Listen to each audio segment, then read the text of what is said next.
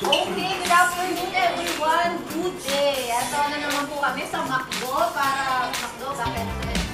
Joke lang. Invite ulit namin kayo para sa aming panibagong short film. Napakagandang storya. Abangan niyo po yan. Ito ay may title na Kuya. Okay, sige po. Gusto ko lang din po ipakilala sa inyo ulit ang mga kasama namin dito sa Kuya. Si Omar Principe ng Masculados, ayan. At si Sarah Perez, ayan, nakasama na natin yan. At saka po, syempre, gusto ko rin po silang pagsalitain para naman masabi nila kung ano-ano yung mga pwede nyo abangan dito.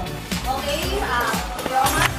Okay, so magandang araw po sa lahat ng mga nanonood dito sa JLG Production, sa lahat ng followers natin. Una, gusto ko po magpasalamat sa Panginoon sa pagkakataon mag-promote sa inyo. By the way, my name is Omar Principe, katighaman sa Facebook at Masculados Omar sa tunay na buhay. So yun, ito yung kaabangan nila dito sa After This Story. Thank you nga pala sa mga nanonood. Etong Kuya. So, this is another story na kapupulutan ng aral. Meron tayong matututunan sa full of sense bilang sa magkakapatid. Paano kayo magdadamayan? Okay, kabang-abang, nakakayak din. Napaka-drama nito.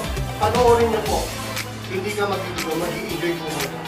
For sure, kung magkakapatid kayo may problema, this is the right short film na panoorin niyo para may mapulot kayong aral paano kayo magdadamayan. And that's all. Thank you. Ayun, thank you. Kuya Omar, Back to you. sa Masculados. Naging Masculados na Masculados. Siyempre, thank you po sa lahat ng sumusuporta, tumatangkilig po ng JLG. Siyempre, habang tumatagal po kahit bago lang po yung film na ginagawa namin or short film na ginagawa namin. Thank you kasi na-appreciate na katugustuhan niyo po yung aming ginagawang short film. Ayun, siyempre, thank you po sa lahat ng followers, lahat ng subscriber. And then, thank you sa lahat-lahat sa pag-share. And then, don't forget sa mga hindi pa nakapag-follow, hindi pa nakapag-subscribe.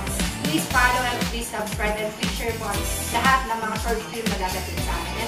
And then, don't forget to panoorin po yung part 2 ng Kuya. For sure, napanood na ng iba yung part 1 at sa mga hindi pa nakakapanood, pwede nyo pa po panoorin. And then, yung part 2 po, matatapos lang po ng shoot namin kanina.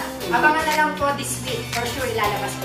Thank you po. At saka nga pala sa part 2, kabang-abang. Bakit? Okay. Kasama ko doon si Paring Bagit. Di ba Paring Bagit? Wala si Paring Bagit. Kasama siya ron. Di ba kasama ron? Ay, bahayain niya. Ayain. Maabangan nila doon yung salo-haluan. Di ba? Maganda doon. Thank you. Thank you. Ayun. Okay, so this time guys, ibalik natin yung microphone dito. Siyempre, walang iba. Sa likod at behind of the story. Gumawa ng kwento, ng istorya. May-ari ng production. Walang iba kundi si JLG. JLG. Grabe, kami na-share ako. Anyway, guys, paki-follow po yung page namin, yung JLG channel. And actually, itong Kuya na to, inspired by story inspired by a family. So, story ito ng isang panganay na hindi nakakatapos. So, I know maraming nakaka-relate dito sa mga makakapanood. Kasi usual naman talaga nangyayari ito. Pero, never give up, mga panganay gano'n. Kung sino man ang kapatid na feeling mo nahihirapan ka, feeling mo hindi mo nararating yung gusto mong marating, kapit lang kasi maraming mga changes na nangyayari hanggat nakukuhay tayo. Okay? So, kami naman dito sa JLG Films, we will continue providing you a good story.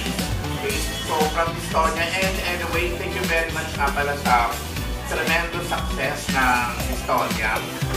Napakataas mo talaga ng views. Hindi pa po siya yung umabot ng million of views. Kasi lang, as a beginner, starter po sa short film, napakalaking achievement na po sa amin. Yung na-reach na agad namin yung dami ng views na yun. Kaya thank you very much po sa inyo. Kaya lalo po kami na-inspire na gumawa ng stories po na para sa inyo. Thank you very much po. Thank you. Salamat po. Abangan niyo po yan. Kita-kis, ha? Abangan niyo yun. Sa tindahan. Mas mag-gets.